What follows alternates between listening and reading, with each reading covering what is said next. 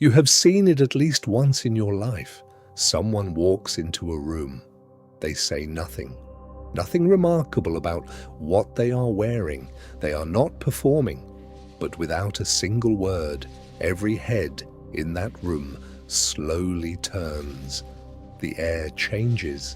The simulation renders them at a higher resolution than everyone else in the space, and then the opposite. Someone else enters. They talk. They joke. They try to occupy the room, but they are a ghost. People hear them, but do not receive them. When they leave, the room does not notice. No gap, no absence. Popular culture calls the first person charismatic. Self-help calls it body language. We are going to call it something more accurate, field dominance. And it has nothing to do with luck or posture tips. It is a software decision your nervous system is running every second of every day. Let's break the code. First, the heart. We have talked about this before.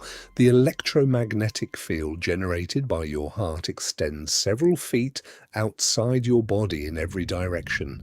This is not metaphor. This is measured. The HeartMath Institute has spent decades mapping it. And here is the critical part.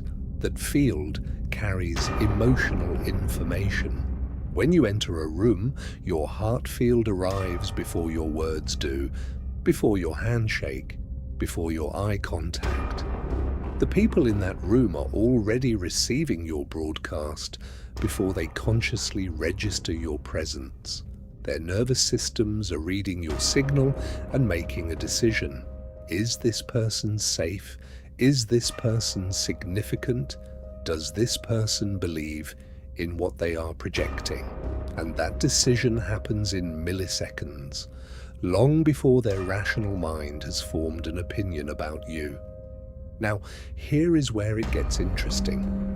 Mirror neurons. In the 1990s, a team of neuroscientists in Parma, Italy, discovered something that quietly rewrote everything we thought we knew about social connection. They found neurons in the primate brain that fired not only when the animal performed an action, but when it watched another animal perform the same action. The brain was simulating the experience of the other, not imagining it, simulating it, running it internally as if it were happening to itself. Humans have the most sophisticated mirror neuron system of any species on the planet. When you watch someone in pain, you feel a version of that pain. When you watch someone laugh, your brain rehearses the laugh before you produce it. When you are in the presence of someone who is completely certain, completely grounded, completely inhabiting their own frequency, your mirror neurons begin running that state internally. You start to feel what they feel. You start to inhabit a version of their reality. This is not manipulation, this is biology, but it means something profound. The people who fill rooms are not performing confidence for the room. They are generating a state so coherent and so stable that the room cannot help but mirror it back. So what is actually different between the person who fills the room and the person who disappears in it?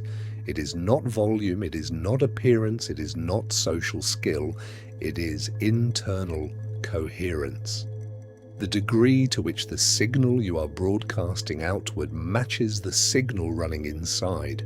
Most people are running a split signal on the outside, trying to project confidence, capability, ease. On the inside, running an entirely different program. Doubt, vigilance, the constant background calculation of how they are being perceived, and the body does not lie. The heart field does not broadcast the performance, it broadcasts the truth. Every person in that room with a nervous system sensitive enough, and all nervous systems are sensitive enough, picks up the discrepancy. They cannot name it, they just feel slightly uneasy, slightly unconvinced. They hear the words but do not receive the person. This is what Vahdet-i Vücud has always known.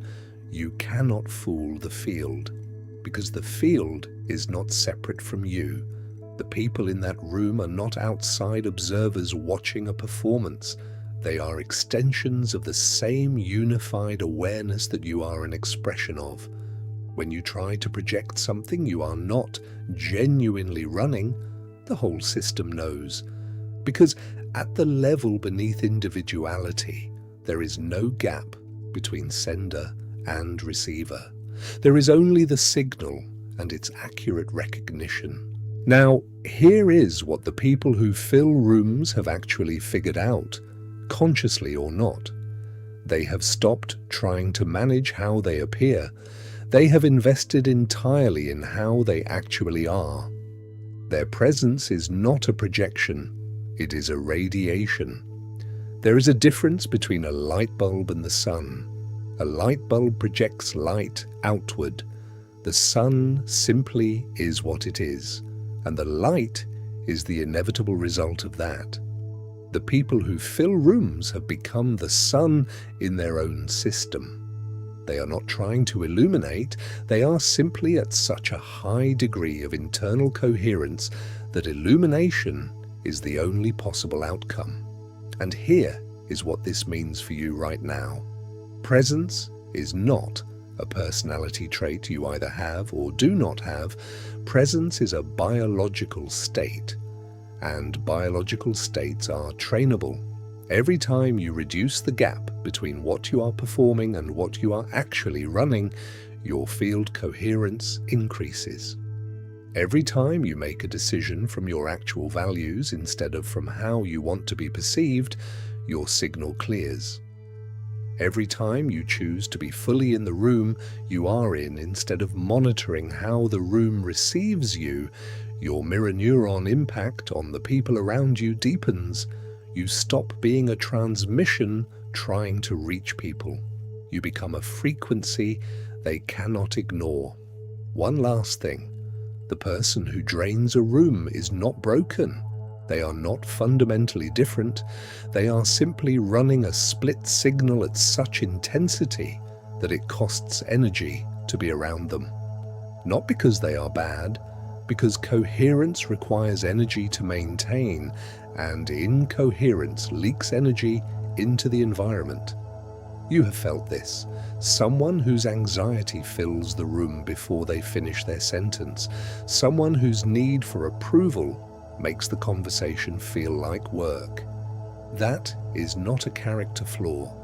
That is a nervous system broadcasting at a frequency that asks the environment to compensate for what it cannot supply internally. You can change the broadcast. The room is waiting. See you.